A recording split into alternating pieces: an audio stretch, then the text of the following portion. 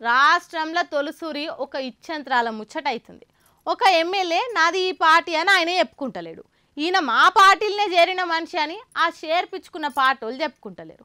మరి నీది ఏ పార్టీ అని అడిగితే తాడు పార్టీ అని అంటున్నాడు ఆ ఎమ్మెల్యే. అర్కెపూడి గాంధీ అన్న ఏ పార్టీలు ఉన్నాడో చెప్పిన వాళ్ళకు లైఫ్ టైం సెటిల్మెంట్ ఇవ్వచ్చు. కారు గుర్తు మీద గెలిచిన ఎమ్మెల్యేను కారు గుర్తులే ఉన్నా అని కరాఖండగా చెప్పుకోలేని కడుహీన పరిస్థితి వచ్చింది గాంధీ అన్నకు. అటు కాంగ్రెస్ పార్టీల నుండి బాజాప్తా ఎస్ ఆయన మా పార్టీలకు ఫిరాయించిన ఎమ్మెల్యేనే, మా పార్టీ తీర్థం పుచ్చుకున్న మనిషే అని వాళ్ళు చెప్తలేరు. నువ్వే పార్టీలు ఉన్నావో చెప్పాలని బీఆర్ఎస్ వాళ్ళు డిమాండ్ చేస్తున్నారు. కానీ నువ్వు ఎందుకు కప్పుకుంటలేవు సారు అని అడిగితే కప్పుకోవాలని ఏమన్నా రూల్ ఉందా అని అంటున్నాడు. ఇట్లా టెక్నికల్ గా పార్టీ ఫిరాయించినట్టు చట్టానికి దొరకకుండా దోబూచులాట ఆడుతున్నాడు గాంధీ సారు. ఫిరాయింపు చట్టం కింద వేటు పడకుండా తప్పించుకొని తిరుగుతున్నాడు. అయితే గాంధీ అన్న పరిస్థితి మీద అటు బీజేపీ కూడా ఎక్కిరే పట్టిరు. అటు ఇటు కాదు ఎటు కాకుండా పోయిన అరకెపూడి గాంధీ రానున్న రోజుల పదవికి రాజీనామా చేయకుండా అనైతికంగా ఫిరాయింపులు చేసే ప్రతి ఒక్కరికి ఇదే పరిస్థితి తథ్యమనకు వచ్చిర్రు. పుణ్యాత్ముడు పులిహోర ఉందట వారం దాకా వాసన పోలేదట.